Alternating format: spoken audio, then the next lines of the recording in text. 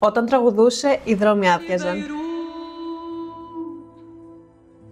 Μιλώ για την Φαϊρούζ, την σπουδαιότερη εν ζωή τραγουδίστρια στον αραβικό κόσμο. Πολλοί από εσάς στην Ελλάδα μπορεί να έχετε ακούσει τη φωνή της, αλλά να μην γνωρίζετε ποια είναι. Είναι μια γυναίκα που μπόρεσε να κάνει ολόκληρο τον αραβικό κόσμο να κλαίει, να ελπίζει και να γελάει. Γεννήθηκε φτωχή το 1934 στη Βηρητό με το όνομα Νοհέτ Χαντέ. Το όνομα Φαϊρούζ το πήρε από το συνθέτη Χαλίμ Ρούμι, που την ανακάλυψε εντυπωσιασμένος από τη φωνή της. Από μικρή τραγουδούσε στα ραδιόφωνα της πόλης και δεν φανταζόταν κανείς ότι αυτή η φωνή θα άλλαζε την ιστορία. Όλα ξεκίνησαν όμως όταν γνώρισε τον Άσι Ραχμπένι, ο οποίος έγινε σύζυγός της. Μαζί αυτοί οι δύο δημιούργησαν ένα νέο ήχο στην αραβική μουσική. Έγραψαν πάνω από 1000 τραγούδια που ακόμα τραγουδιούνται σε όλο τον κόσμο, όπως το Λιβεϊρού, Χεμπικε Λιμπνάν, Νασσαμάλα Ιν Αλχάβα. Όταν τραγουδούσε η Φαϊρούζ, οι δρόμοι άδειαζαν. Οι άνθρωποι σταματούσαν να μιλούν, γιατί εκείνη δεν τραγουδούσε για πλούσιους ή φτωχούς, τραγουδούσε για την ψυχή. Γενικά δεν έκανε διαχωρισμούς. Το λιβανέζικο εμφύλιο δεν διάλεξε πλευρά. Διάλεξε να ενώσει τον κόσμο. Διάλεξε την ειρήνη. Τραγουδούσε όμως και για τους ανθρώπους που χάθηκαν, για την Παλαιστίνη, την Ιερουσαλήμ και την ελπίδα της επιστροφής. Αν ακούσει τα τραγούδια της Φαϊρούζ, θα καταλάβεις ότι τραγουδούσε για ένα μυθικό Λίβανο. Για τις ελιές, τα γιασεμιά, τα χωριά, τα βουνά. Δεν έμεινε μόνο όμως στα αραβικά εδάφη. Έχει τραγουδήσει στο Λονδίνο, στο Παρίσι, στη Νέα Υόρκη, την Φαϊρούζ. Μπορεί να την ακούσει να την αποκαλούν και διαφορετικά, όπως η κυρία του Λιβάνου ή η φωνή της Ανατολής. Ακόμα και σήμερα, δεκαετίες μετά, θα βρεις πολύ κόσμο να ξεκινάει το πρωί του με τη φωνή της Φαϊρούζ. Γενικά δεν πρόκειται μόνο για φωνή. Πρόκειται για μια ψυχή γεμάτη γαλήνη και αυτό το αντιλαμβάνεται κάθε άνθρωπος που την ακούει. Εγώ προσωπικά το την ακούω, φαντάζομαι πράσινο, φύση, λουλούδια και μια ηρεμία. Εσείς, πείτε μου στα comments ποια άλλη all time προσωπικότητα θα θέλετε να αναλύσω.